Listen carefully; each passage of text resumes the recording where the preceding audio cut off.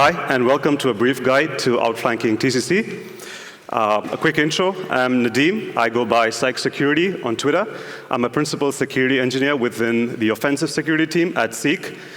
Previously, I led a team of pen testers for a large consultancy. My current areas of interest are in macOS and mobile security. Hopefully after this talk, you can walk away with knowing what TCC is, why it's important, what are the other macOS security features that closely relate to TCC. I'll also introduce you to a tool that I wrote that can help during initial access that can enumerate and find secrets without prompting TCC. I'll also go through several techniques to outflank TCC that do not involve using 0 days or CVEs. And we'll also talk about how you can defend against these techniques and how you can improve detection. All right, so for those of who may not know, here's a crash course in TCC. TCC is transparency, consent, and control. If you have seen one of these pop-ups, like the first screenshot, where Spotify is trying to access files in your downloads folder, you've used TCC. Now, TCC is macOS's mechanism for user consent to access certain folders and system resources. So how does this work? TCC uses a daemon called TCCD. The way that it works is an app sends a request, and TCCD checks that request against a database. TCC is controlled exclusively through the system preferences GUI that you see on the second screenshot under the security and privacy tab. There is a command line utility called TCCutil, but it's not that great because you can only use it to reset or clear an app's permissions. Now, TCC is a dynamic control, and it's basically controlled using two SQLite databases, so one at a user level and one at a system level. Now, you might be led to thinking, well, if it's just a database, couldn't I just query it and update or make modifications? Well, you could, but from macOS Sierra, Apple protected these databases using SIP, or System Integrity Protection. But there's a way around it. If an app has full disk access, it can access and modify the database. I'll talk about more on the SIP and the full disk access mechanisms in a few slides later.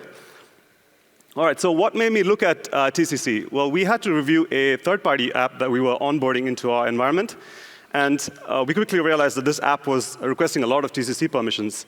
And digging a bit further, there were several avenues for code execution. And this got me thinking, well, if that's the case, then a threat actor or malware can use similar forms of code execution and abuse the TCC permissions that this app had. So I did a lot of research. There were several TCC bypasses that were coming up, so a lot of 0 days and CVEs, and that was partly due to the fact that Apple had a very high bug bounty payout for these bugs, so a lot of researchers were interested in finding these bypasses. So if that was the case, then obviously malware is also targeting these bypasses. And as you know it, there's a malware called Exit, which checks for common apps on a macOS system, so things like Zoom with mic access. And what it'll do is it'll drop a malicious bundle within the app and then use the app's permissions. All right, so I thought this is bad. Well, what if there are other ways to bypass TCC that you can use for operations? Not everyone gets the benefit of having 0 days or CVEs, because most organizations do patch heavily. So I thought about other ways to bypass TCC that you can use in operations that is due to the inherent system design flaws within macOS and TCC. All right, so why is TCC so important? Now, TCC is a mechanism that is unique to macOS. In Linux and Windows machines, there is no security boundary between processes of the same user, whereas in a Mac, this is an extra layer of security that Apple has incorporated from iOS. So if you've used an iOS device, you would have seen that if an app wants to access a camera, you get a pop-up, and then you click OK. And so Apple has brought that onto macOS. What this means for offensive operations and malware is that it's a problem, because now when you try to access data in home directories like the Documents, Downloads, Desktop folder, or if you look for files or in calendar, contacts, and photos, and if during an operation you want to access the mic or the camera, or you want to get access to full disk access, then you will need to prompt the user. All right, so I did talk a bit about SIP previously. So what's SIP? SIP is System Integrity Protection. It's also called rootless. This is the mechanism in which macOS tries to reduce the power of the root user. Now, with TCC, when Apple implemented SIP for TCC, which is considered a system file, so it prevents TCC from being modified. It also stops from kernel system extension loading. It prevents system processes from being debugged. The only way you can really disable SIP is by going to recovery. So what's full disk access? Now, here's the catch. So even though Apple has implemented SIP for the TCC databases, if an app has full disk access, it can modify and access the TCC databases without being root. OK, let's take a look at full disk access in a bit more detail.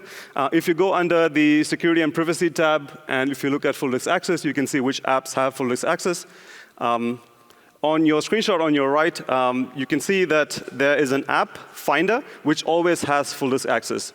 And it can be given automation access through another app. So an app like Terminal and iTerm, these apps usually have full disk access. But what's interesting is if you look at the screenshot on the right, Terminal has got automation access to Finder, which means that Terminal also has full disk access. Now, if you look at the screenshot on the left, you can see that that doesn't appear there. So that's a weird quirk in macOS that you can keep in mind. All right. Another interesting thing is that you can check full disk access without generating a TCC pop-up. So any attempts to access the TCP database itself will not generate a prompt. In the first screenshot, you can see in the app context does not have access to the TCC database, and it errors out.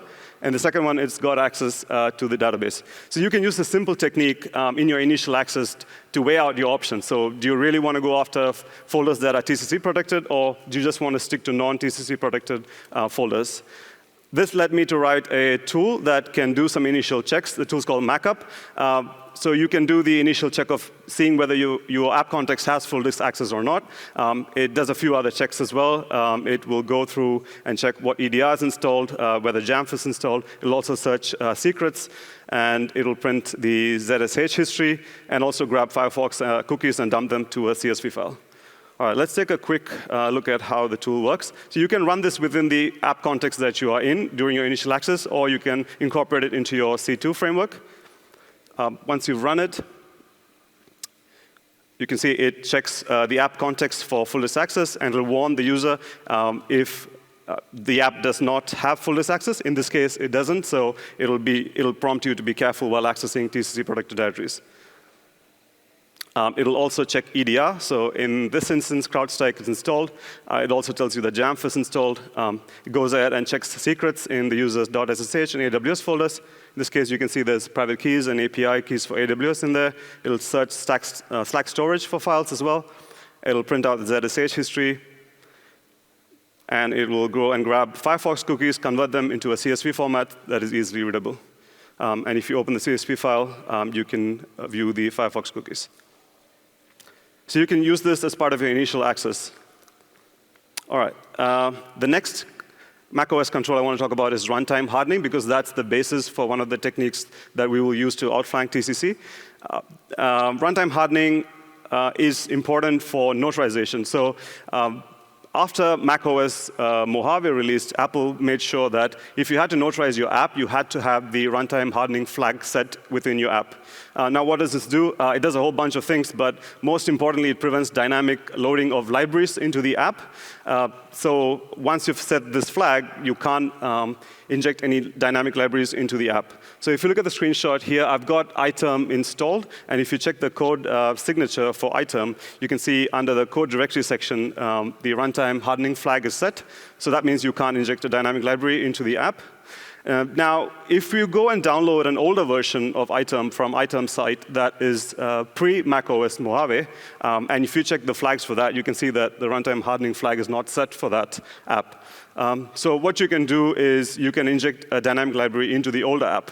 Now, I'll show you how this all ties in. If we query the permissions for iTerm, using a query. If we do a select query, you can see that you can select the service client, the certificate, and the auth value from the bundle ID, which is item. Under the service, you can see it's got TCC service system policy all files, which is full disk access. Following that, you have the bundle ID, and then following that, you have the certificate, which is in a blob. So the bit that starts with the fade OC, that's the certificate blob. And then following that, you have the auth value. The auth value here is set to 2, which means the app has full disk access. Now, you can convert that certificate blob using CSREC, and you can see what the certificate details are. And you can see, again, that's just the bundle ID and the certificate information there. Now, interestingly, TCC does not check the application's path, nor does it check the version. So if you go back here, the app that I downloaded from the item site, it has the same bundle ID, and it's got the same signature. So we can use the TCC permissions of the already installed item app and inject a dynamic library, and then we can use the permissions of the installed app. Because TCC doesn't really understand that that's a different app. All right, let's take a quick demo on how we can do this. We'll use a bit of Objective-C code to compile a dynamic library. And what we'll do is we'll inject into the older app, and then we'll try and access a folder that's protected by TCC. So in this case, the desktop folder has a file called secret source. And let's try and access that file, and then print the contents of it. We can compile our dynamic library using GCC. Let's just go ahead and do that.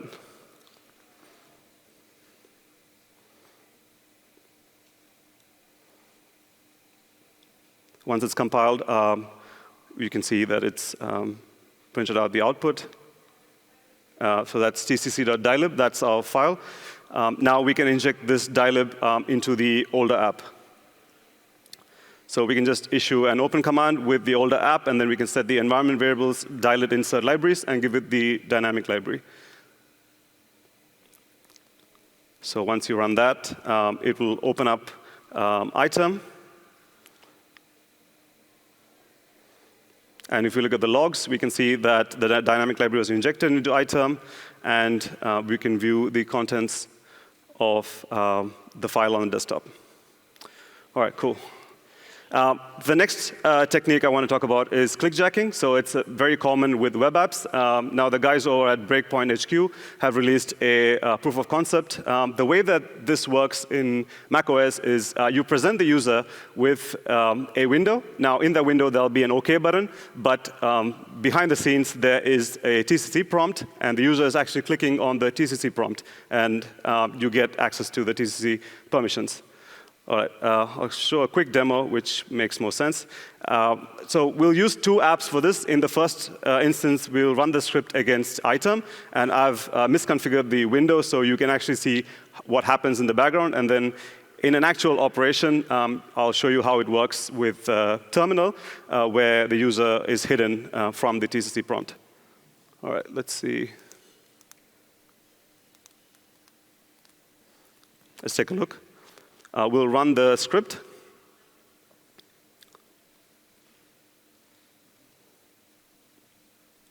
And you can see the window come up, and behind it is the hidden TCC prompt. So in this case, it's giving item automation access to Finder, which gives it full disk access. So you can see that there. Now, in a real operation, when you run the script, let's say in terminal,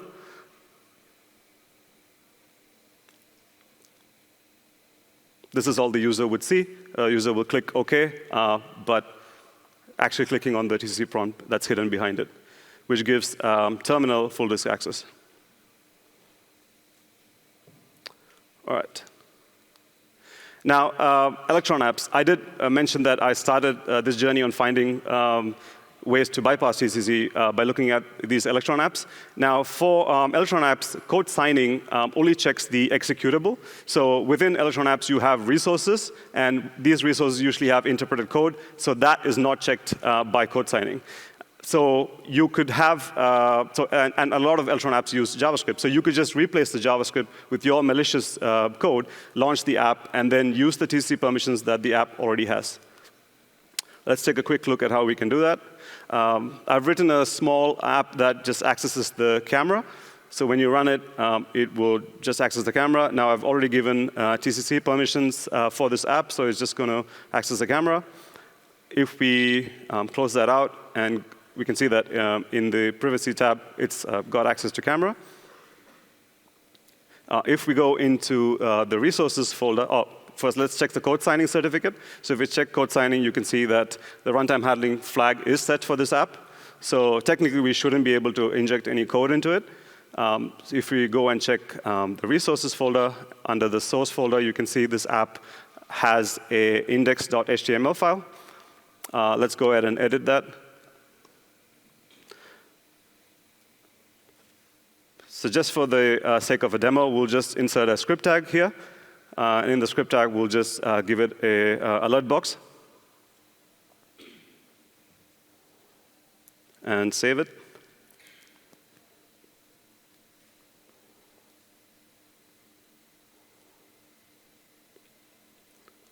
VS Code takes a bit here to save it. Sorry for that. Once it's saved, let's quit the app and then reopen it again.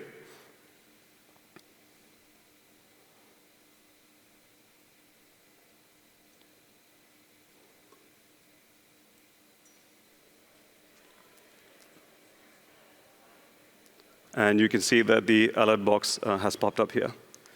All right, so another vector that you can use within Electron apps is the Electron run as a node environment variable. Now, what this environment variable does is when you set it to true, it turns an Electron app into a Node.js REPL. And then you can pass Node.js code that can be executed. So if you spawn a child process using this technique, the child process will have TCC permissions of the parent process. All right, let's see how we can weaponize this.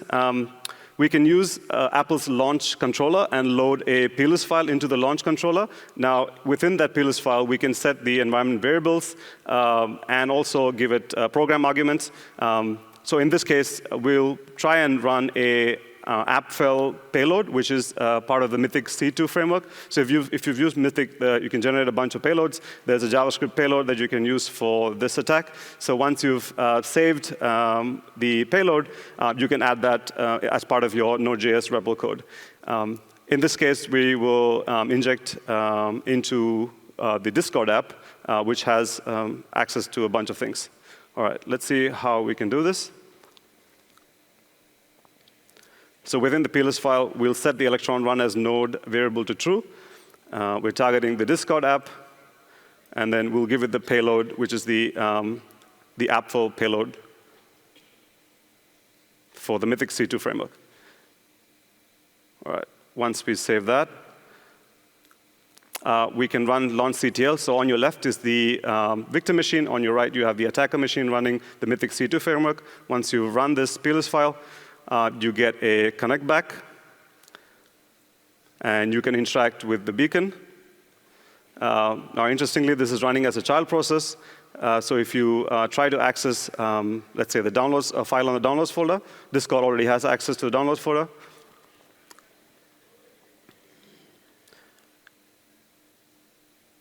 You can view the file, and the user is not prompted for TCC. OK. Now, if the Discord app did not have access to another folder, like documents, for example, and if your beacon wanted to access a file in the documents folder, the user will be presented with a TCC prompt that is for the Discord app and not for the child process. So typically, users will be more comfortable in clicking on this OK button because they've already installed Discord, and they might think that Discord just wants to access a random folder.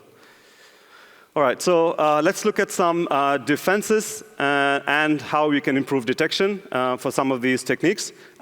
For the technique where I was showing you where you modified the injectable code into the Electron apps, you can have a key called Electron ASR integrity within the info.plist file. Once you set that, you will prevent that from happening. But obviously, this is not an official fix, but there's a lot of improvement being done. For the Electron run as a node variable, you can set Electron fuses to false. So the run as node flag to false, and that'll prevent that. Now, Fitzy Java has released an app called Shield. The Shield app is really good at is uses the macOS endpoint security framework, and it can detect things like process injection and dilib injection as well. There's another great tool called Oversight from Patrick Wardle from Objective-C. This app will keep an eye out for any processes that try to interact with your mic or camera and then alert the user. Now, TCC is a relatively new control, and so Apple is working round the clock to improve TCC.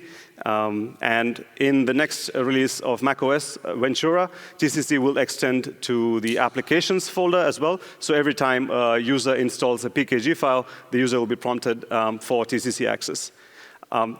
There's also the release of the ES-Logger command line utility. Now, ES-Logger will make use of the endpoint security framework for macOS. Now, defenders usually now will have to interact with some form of API to access ES-Logger or similar features. So this command line utility will really help detection teams because it logs pretty much a lot of logs related to TCC and process injection and all that sort of stuff. So the defenders can have a lot more ease of access to this tool and access the endpoint security framework. And that's it. A huge shout out to my team at Seek for all their support. And if you scan this barcode, trust me, it's not a phishing link, you can get access to all the tools that I talked about, including mine, as well as all the references that I use for research. That's it. Thanks.